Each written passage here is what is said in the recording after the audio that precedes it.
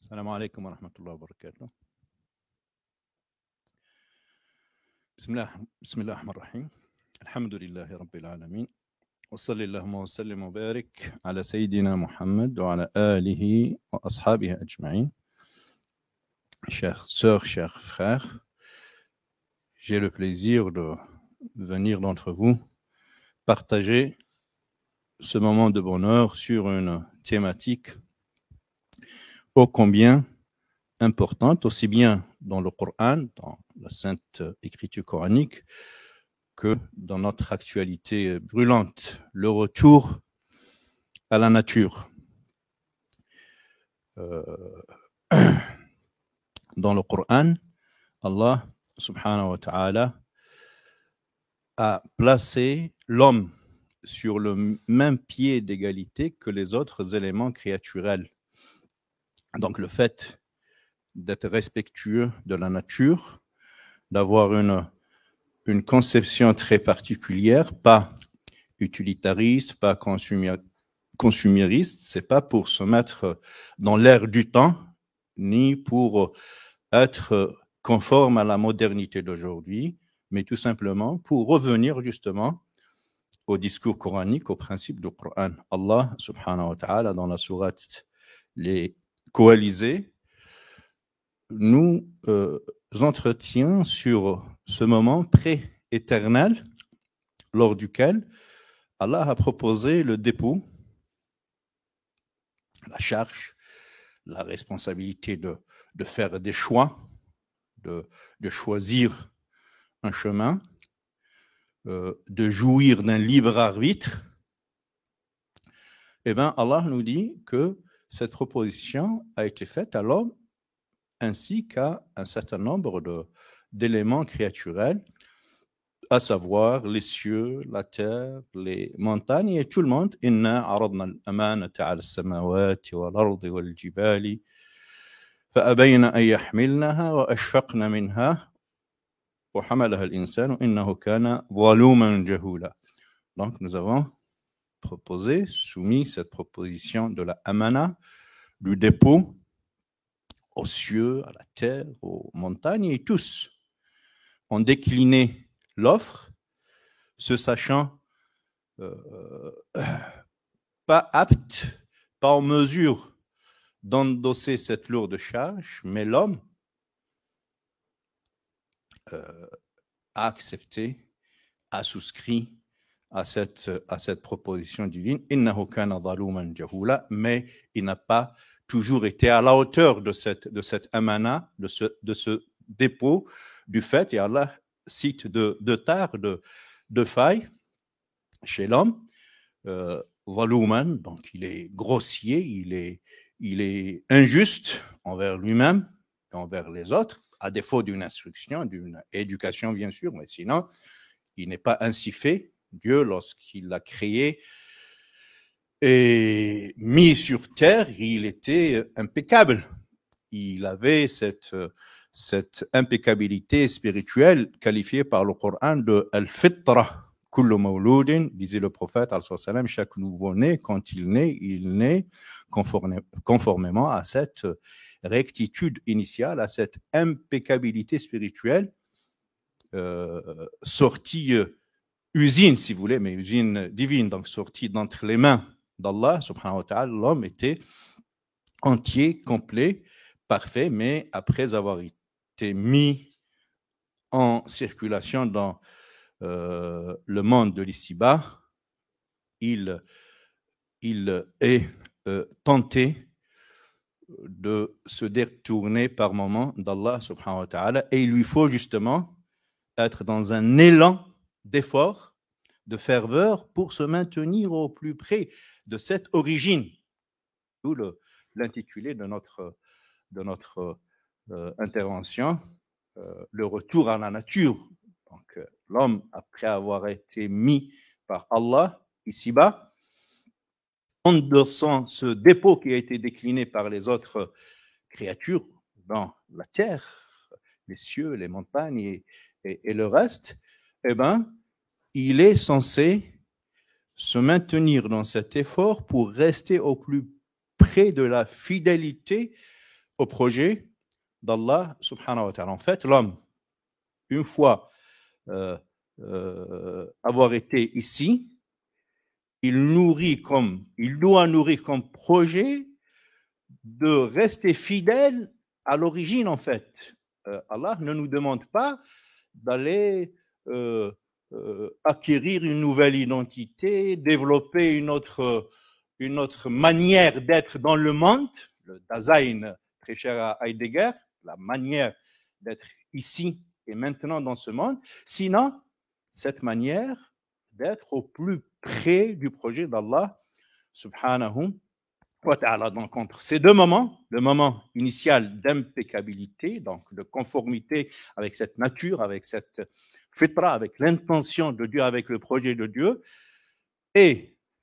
le deuxième moment final, le retour vers Dieu, l'homme est censé, lors de son séjour ici-bas, être justement dans cet effort pour pas trop s'éloigner de cette nature primordiale, de cette rectitude initiale. On trouve dans le Coran plein de passages coraniques, d'occurrences, qui nous expliquent un certain nombre de choses, justement, pour pas trop s'éloigner de cette nature primordiale. Dans la sourate Hud, la 11e sourate du Coran, c'est lui qui vous a de terre créé, voilà, cette proximité avec la terre, et il vous a demandé de la fructifier, de vivre en harmonie avec cette terre, de la promouvoir, de promouvoir les conditions de vie dans cette terre, laquelle promotion vous en convenez avec moi,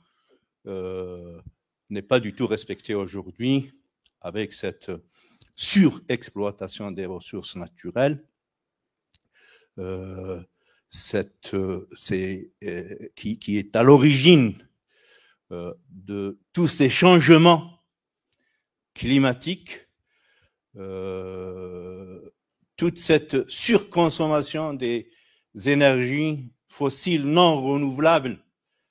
et surtout émettrices de gaz à effet de serre et qui participent à davantage de créer et de grossir ce trou de la couche d'ozone, et donc nous exposer à des bombardements radioactifs qui sont à coup sûr préjudiciables à notre condition de vie ici-bas. Donc on voit bien que le Coran, dans un très grand nombre d'occurrences, nous dit que aussi bien l'homme que la nature sortie des mains d'Allah subhanahu wa ta'ala était créée avec mesure. Alladhi ahsana kulla shay'in khalaqah wa bada'a khalqa al-insani min tin. Donc celui qui a ramené à la perfection tout ce qu'il a créé. Inna kulla shay'in khalaqnahu biqadar, dans sourate al-Qamar. Tout ce qu'il a créé, Allah subhanahu wa ta'ala, il l'a créé avec proportion, mesure, harmonie en intra et en inter aussi avec le reste des créatures. Donc, quand moi, aujourd'hui, en tant que musulman, lecteur du Coran, censé le lire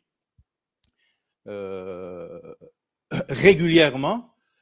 eh ben, je rencontre très souvent dans cette sainte écriture,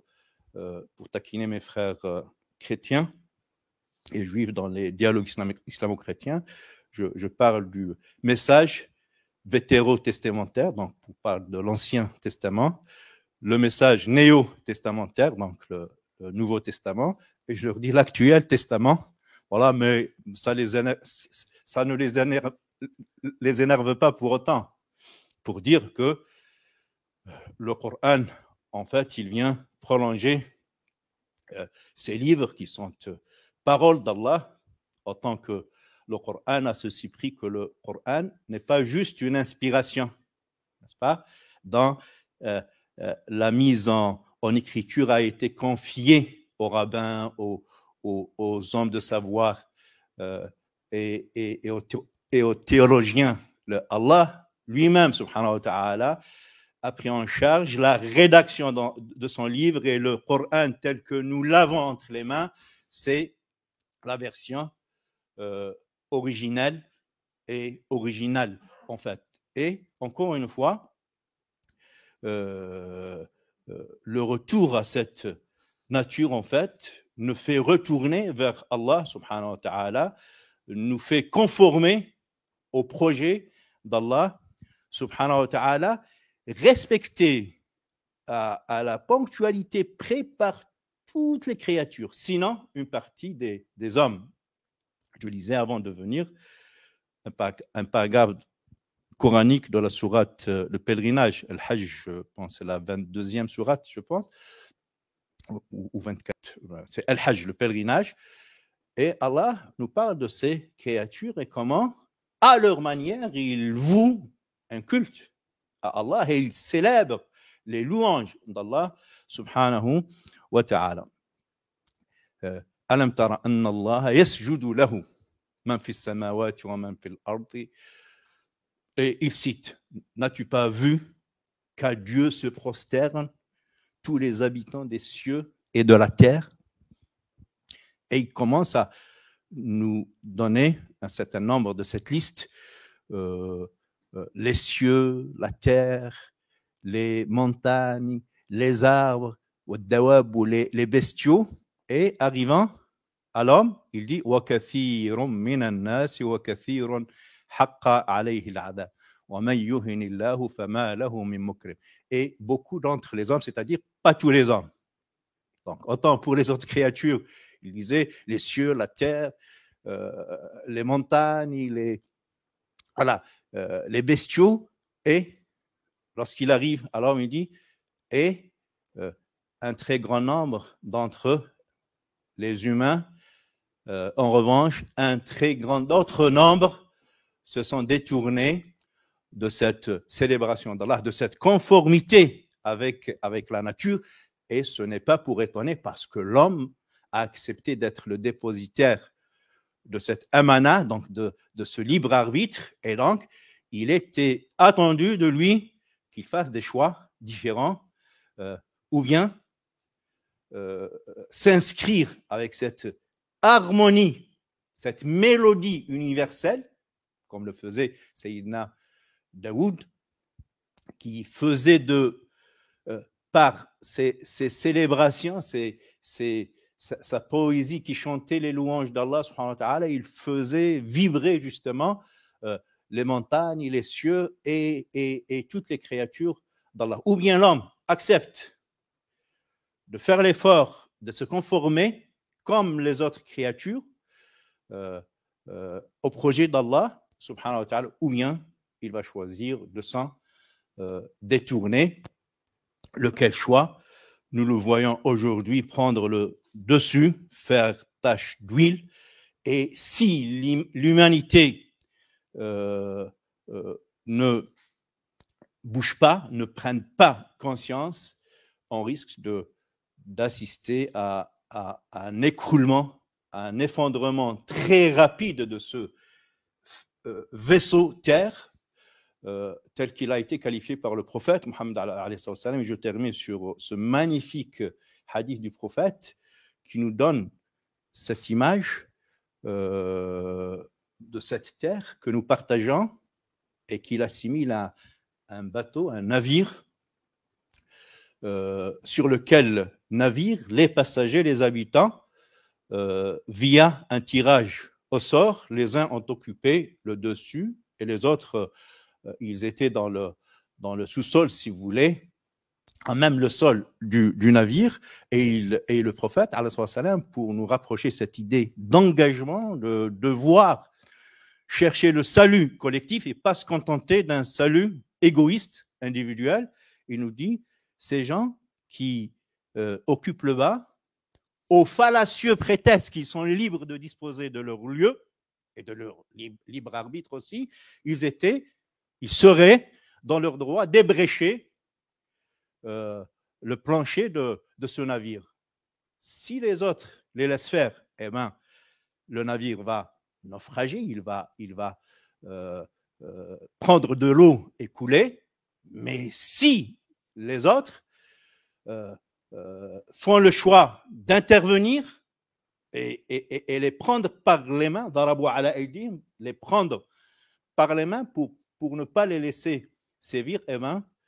ils les sauveront, eux, et tout le monde sera sauvé. Je pense aujourd'hui qu'une période transitoire où l'homme, fort de cette expérience pandémique, parce qu'on a vu, lorsque les gens, même les plus avides de gains, lorsqu'ils ont vu leurs proches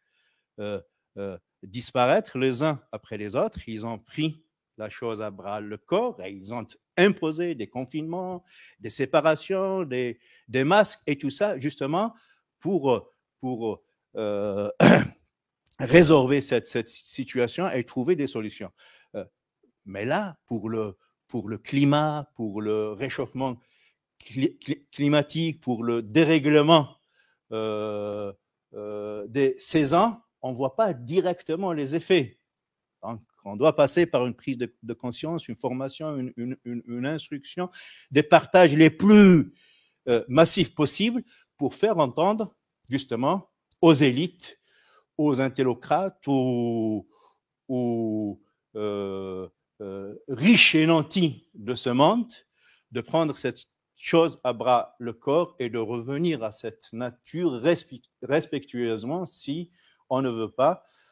constituer la dernière génération, le dernier maillon de l'humanité. Barakallahu fikum pour votre écoute. Assalamu alaikum wa rahmatullahi wa barakatuh.